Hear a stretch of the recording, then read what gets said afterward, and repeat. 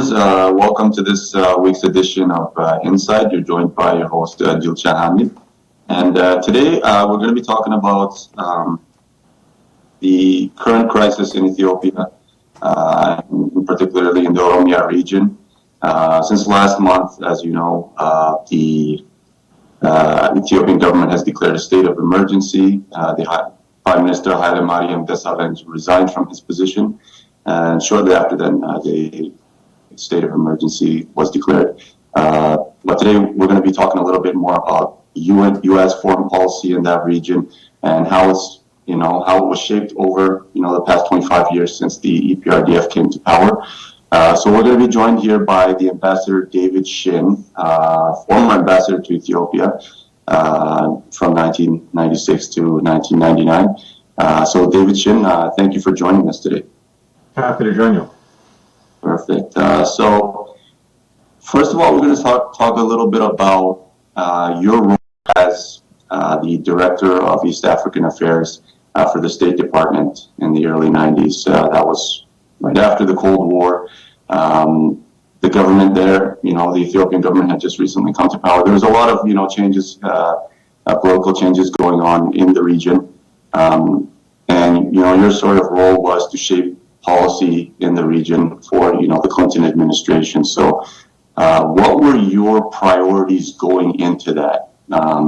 Were they mostly economic, security? What were your priorities?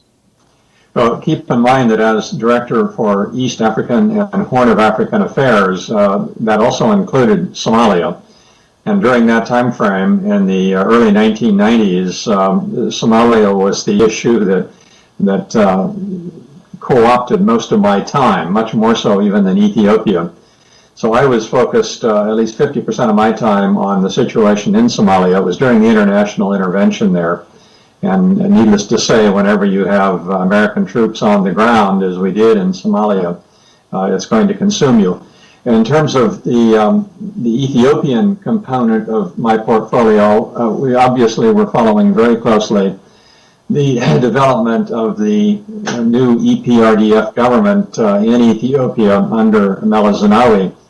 And we're not only interested in developing a close relationship with that government, but we're watching very closely the degree to which the EPRDF was showing a willingness to democratize, to improve the human rights situation, particularly after the previous regime, which had a very bad reputation on human rights and democratization.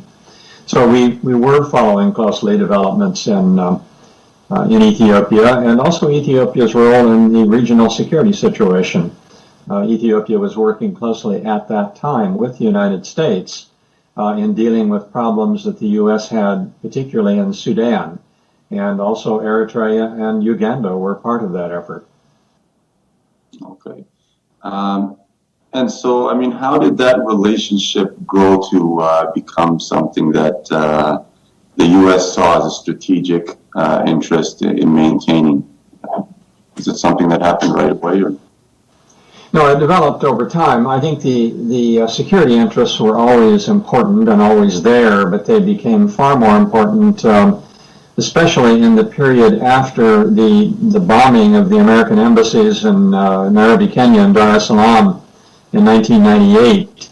And then after that, with the bombings of the the World Trade Center in New York in 2001, that really shifted the emphasis of American policy more towards counterterrorism and security concerns.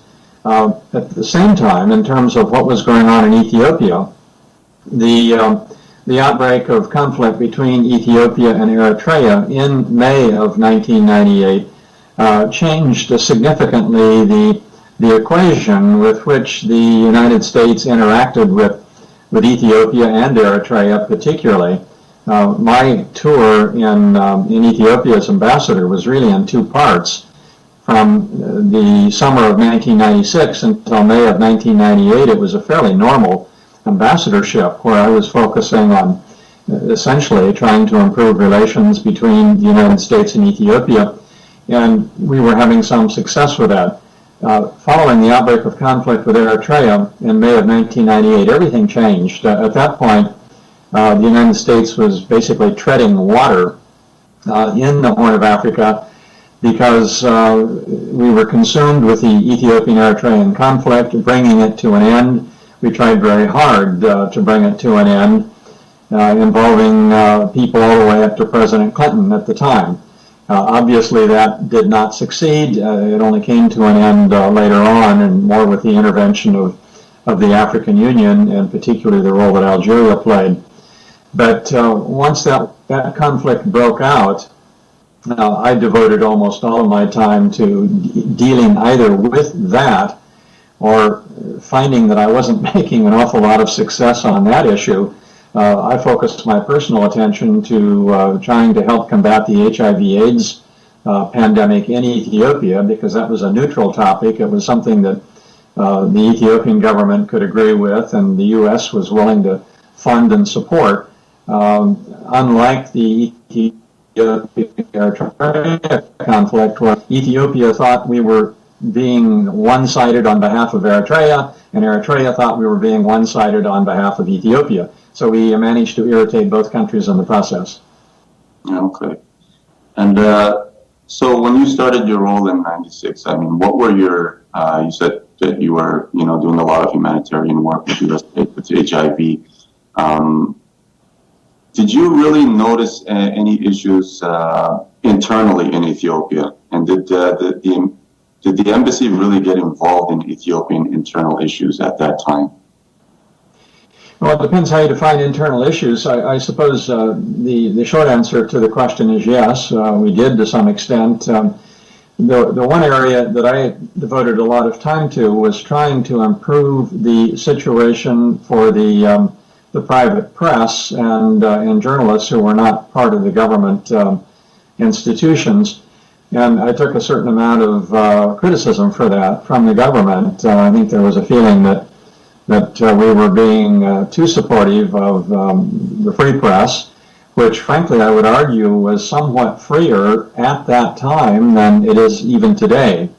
Not that it was all that free at that time, it wasn't, but I think the situation was better. There actually were newspapers in Phaneramo, for example, that were reasonably well received around the country. They didn't have a wide readership, but they were there, they existed. You had other indigenous media that would occasionally be outspoken. Most of that is pretty much ended. So we tried to be helpful on that score in terms of training of the private press and the government, and members of the government press too. Quietly, we would encourage better human rights practices. We weren't outspoken about that, but behind the scenes we did work on that. And we worked to increase aid programs to Ethiopia. That was with some success. And I think we had a pretty successful aid program during the time that I was there. Now that started to come apart after the outbreak of war with Eritrea. Some of the programs were scaled back as a result of that conflict. Yeah, you did mention that in the Oromia region that a lot of the Oromo press was shut down, in that period of time, early to mid '90s.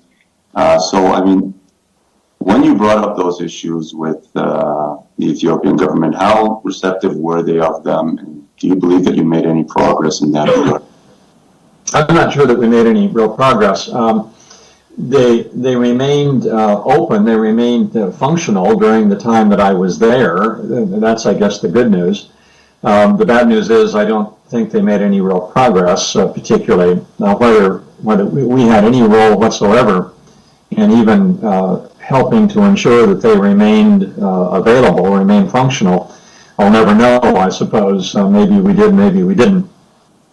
And in all fairness, the government did have some legitimate criticism of the private press in that it was not always responsible. I mean, there were reports that would come out of the private press that I knew for a fact were just either exaggerations or inaccurate.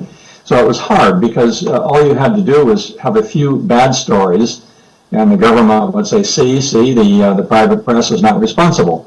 They would ignore the good stories, or the ones that were accurate or brought to light the problems in the country that needed to be dealt with.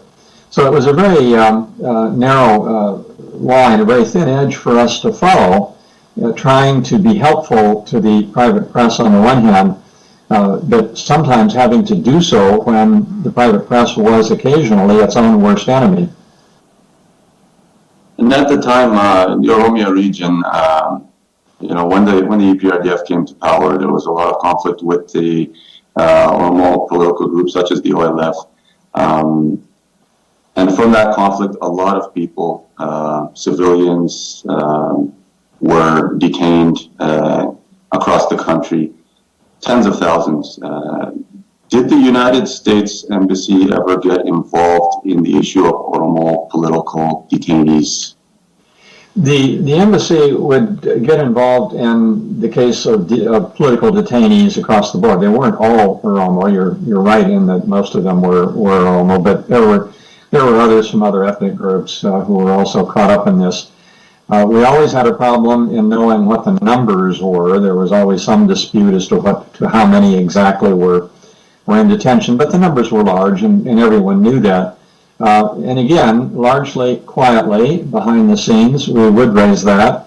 The one time it would come out publicly, it would be in the annual State Department Human Rights Report for Ethiopia, and all you have to do is go back and read those reports through the 90s and throughout the remainder, throughout this century also, and it will routinely reference those reports and indicate that that's a problem area.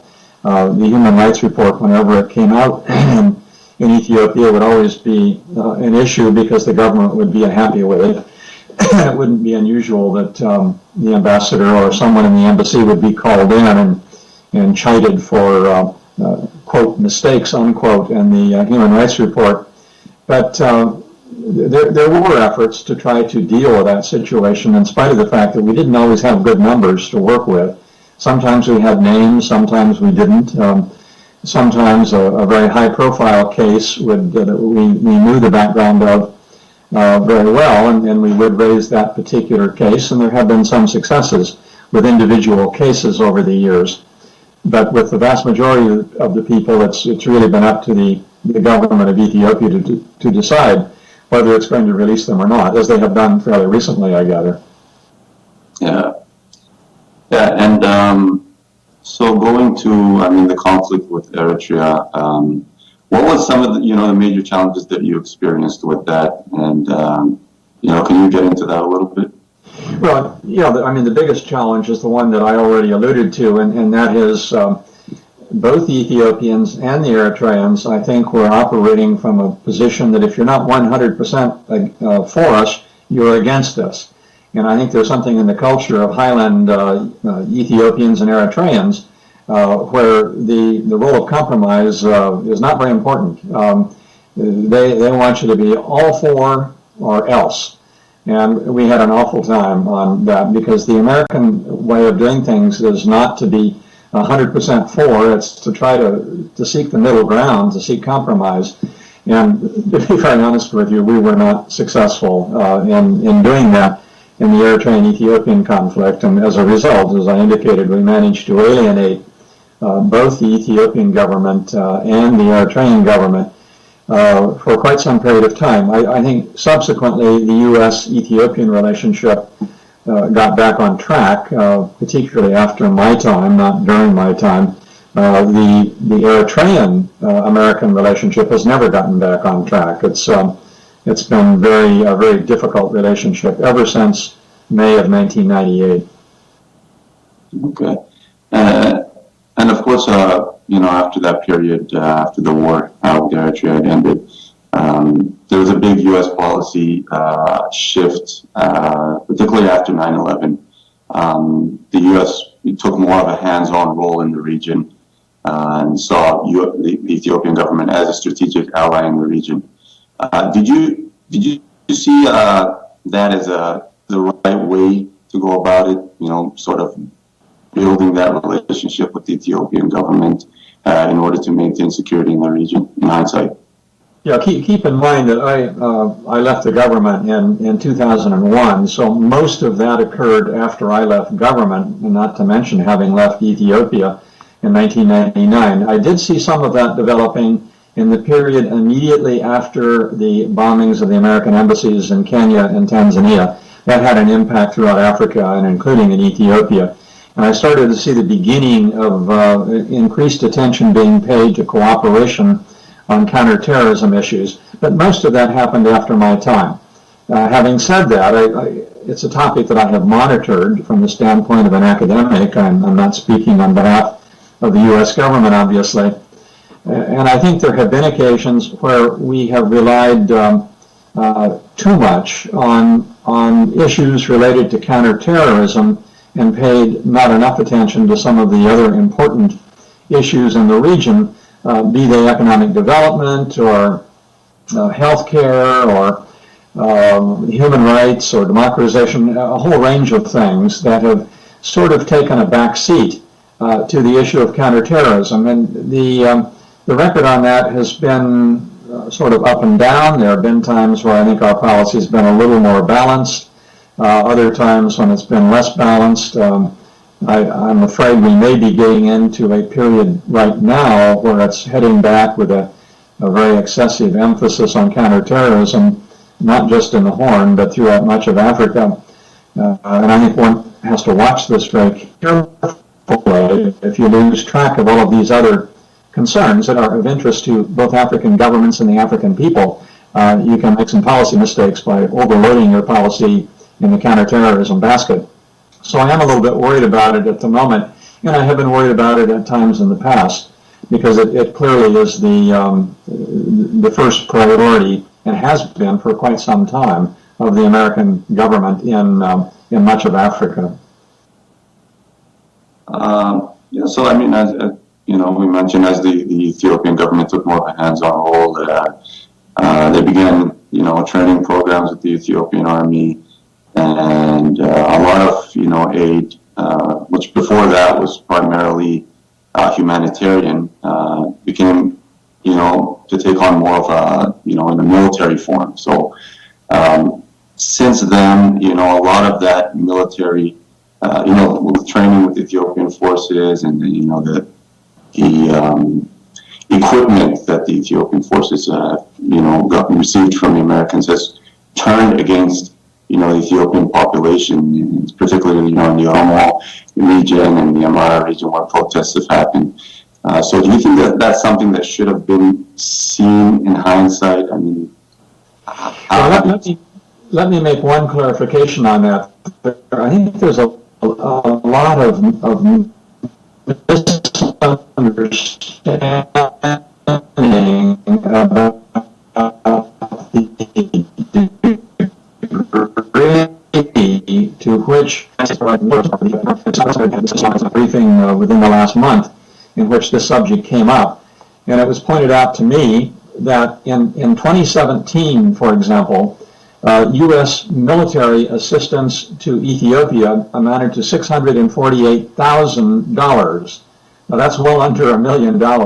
In the scheme of things, that's not a very significant amount. Now, all of that $648,000, as I understand it, went to training and some logistical support. None of it went to lethal weapons, and the U.S. does not provide lethal weaponry to Ethiopia, and I don't believe it has in recent years, to the best of my knowledge. So we're talking about a pretty modest military commitment. Now, if you look at the American commitment to supporting Somalia, in Somalia, and supporting the Somali forces there, it's much greater. I don't know what the numbers are, but those are pretty significant dollar numbers.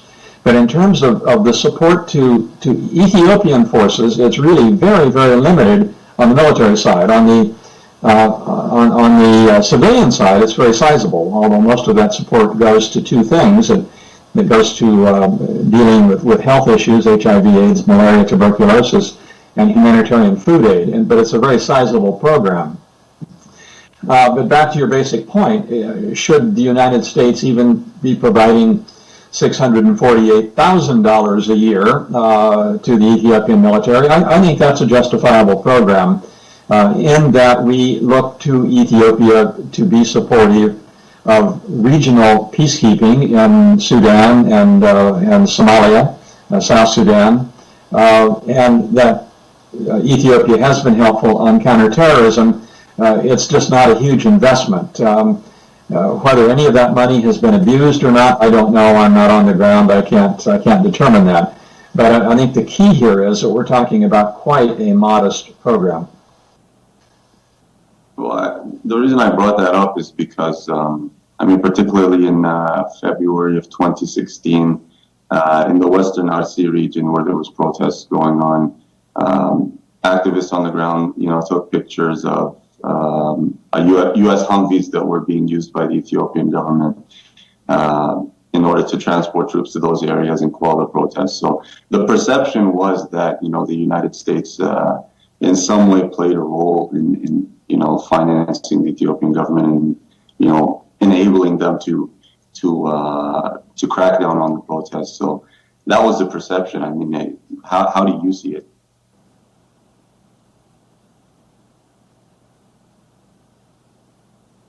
Ambassador? So I think we have some connection issues going on right now. We'll just get those fixed in a moment, and we'll join you in a second. Okay. Sorry, Ambassador, we lost you there for a second. Did you hear my question? Yeah, I did hear. Am I back on? Yeah, you're back on. So, okay. how? Yeah. Yeah, and I don't know the specifics of the use of American Humvees in dealing with protests. I don't doubt that is true, but I just am not familiar with it.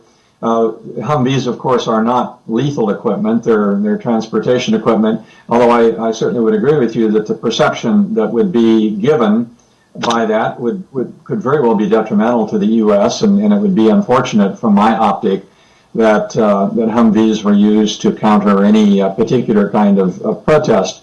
My guess is that equipment from a lot of other countries was also used. In fact, Ethiopia gets all of its lethal equipment from somewhere else, and it gets even a lot of its transportation equipment from other countries.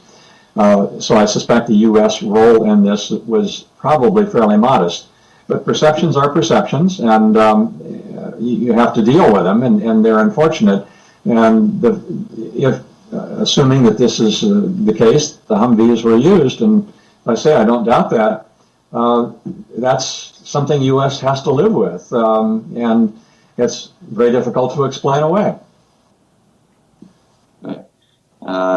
And you mentioned, with the current administration, there's less foreign aid being pumped into the region. Is that accurate?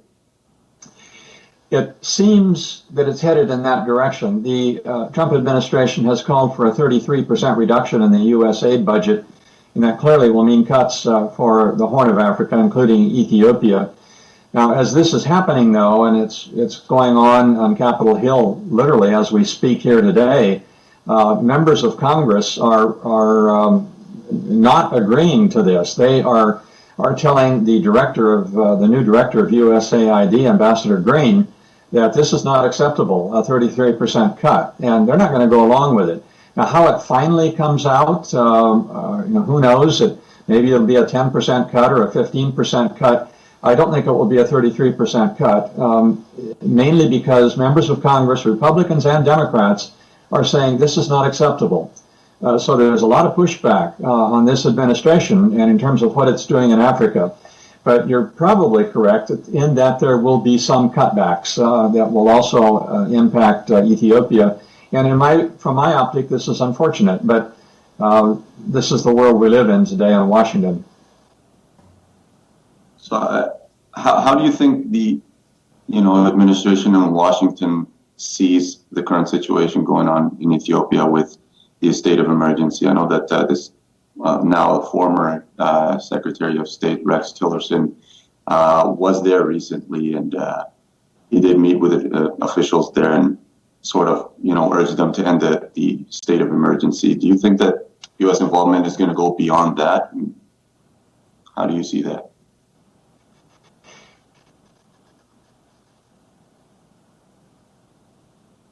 Well, clearly the United States has made clear publicly and privately that it does not like the idea of the state of emergency, and the embassy and is on the Tillerson visit or the earlier visit when U.S. Ambassador to the UN Nikki Haley visited Ethiopia. Whether there was any strong message that went forward or not on that occasion.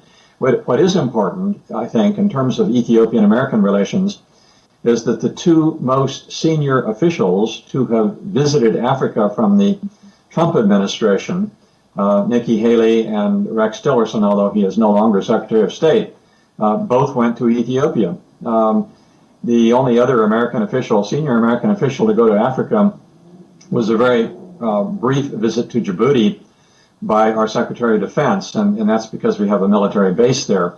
But this does underscore the attention and the importance that the U.S. Trump administration attaches to Ethiopia at a time when it seems to be giving very little attention to Africa.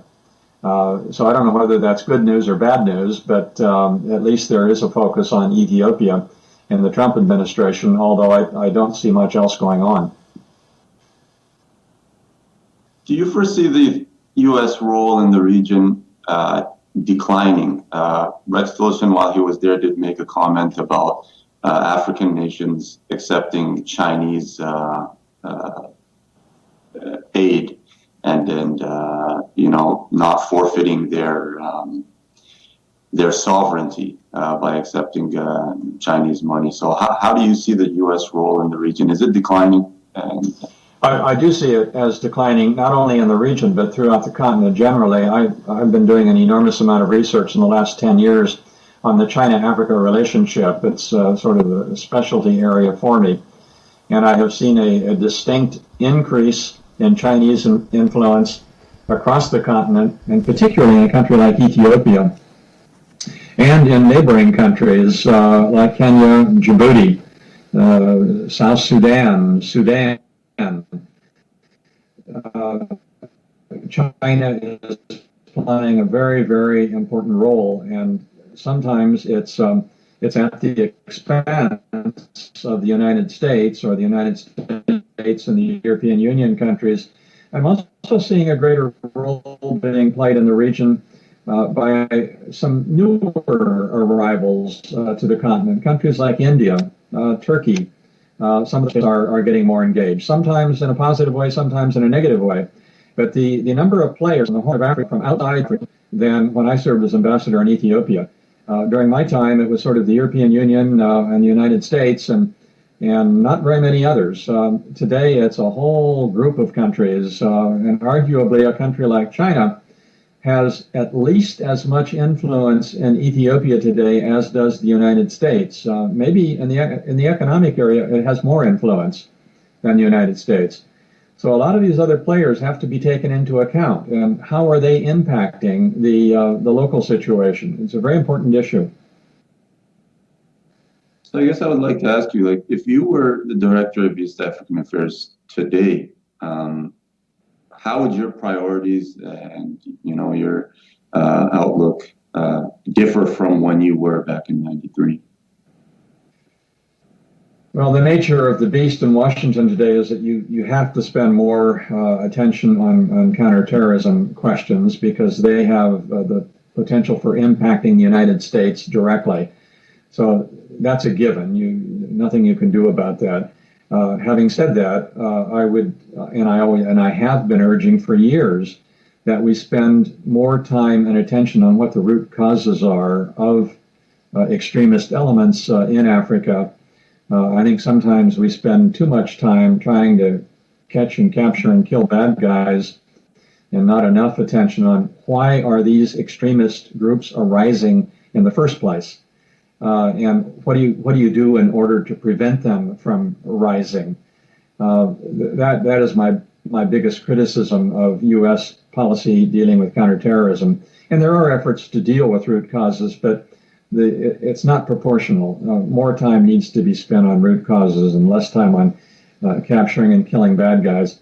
You've got to do both, but you can't exclude the root causes issue.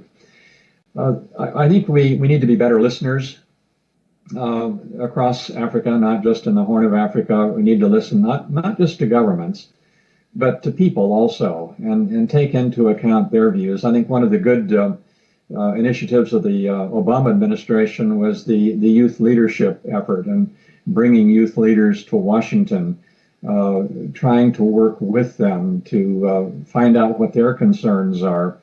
And I hope that the Trump administration continues that program. I think it has so far, although it seems to have reduced it in scope. The focus on capacity building has always been a major part of American efforts in Africa, and I think it ought to continue. I think it's good. It has long-term benefits for the continent, building up the capacity of the health ministry, of the agriculture ministry. Those are things that the U.S. can do and can do well, and usually to the benefit of the African country. And then finally, the one thing we've always been superb at that I'm sure will continue under any administration is humanitarian assistance. The U.S. has always been the first with the most when it comes to emergency food aid and medical assistance and that sort of thing. We're good at it. We're generous, and we need to continue it, and I'm sure we will continue it. So that's not a change at all. That's just doing what we've done in the past and doing more of it, doing it better. But those would be, I guess, my major suggestions on how to move forward from here. And I mean, like with a country like Ethiopia, a country of 100 million people, which has been ruled by a single party for the past 27 years, and is actually, ruled by a small elite group, which comes from, a minority ethnic group in the country. There's a lot of disenfranchisement. So would that go to what you were saying about the root cause? I mean, sort of engaging and, allowing the masses to participate in the political process?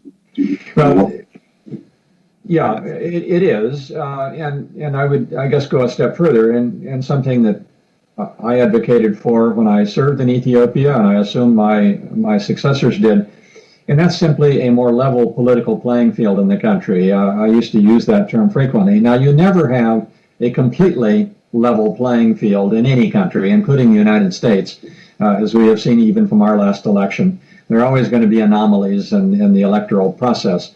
But the playing field in Ethiopia has been tilted much too far in one direction, and it needs to be leveled out, where voices who don't agree with the government have their ability to speak out. That's why I spent so much time in trying to encourage and strengthening of the private press in Ethiopia during my time. Those are basic, and we talk a lot about free and fair elections. Well, sure, there should be free and fair elections, but there's a definitional problem here. What is a free and fair election? There aren't very many countries in the world that have truly free and fair elections, but you need to move in that direction, and I think that's critical to ultimately resolving the problems, the current political problems in Ethiopia. It's a question of rule of law. It's a question of releasing political detainees, of opening up the media to make it freer, so that all voices are heard. And when those voices are heard, particularly majority voices or plurality voices, then it's incumbent upon them not to discriminate against minorities. And that's a concern I have too. There's not a good history in Ethiopia of one group being fair to minority groups in the country. Okay. And what do you think would be the way out? I mean, if you were to, what would be your message to the current Ethiopian government and to the people who are trying to change the government? What do you think would be the way out for them right now? And that's a hard one. It's really not to me to determine what Ethiopians themselves ought to determine for themselves. And to give gratuitous advice from Washington, from someone who's not even in government anymore, is is probably a thankless task. I'd be reluctant to offer advice at this point in time, other than what I've already said, that you certainly need to work to level the political playing field and to give those groups that have not been able to have much role in governance a greater opportunity to do so. And when those people eventually get in power, a position of power, to then be sure that they allow opportunity for minority groups in the country. That's about the only general advice I would give. All right. And I would like to thank you for joining us today. And I would also like to thank our viewers for joining us. Ambassador, it's great to have you here. My pleasure joining you, and I wish you and your colleagues all the best. All right. Thanks for general comments about the discussion today. Leave a comment, and we'll hopefully join you next week. Goodbye. Bye now.